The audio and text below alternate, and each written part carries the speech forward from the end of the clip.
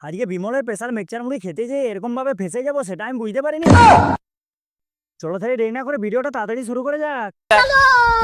रोम रोम भाइयों सिस्टम पार देंगे।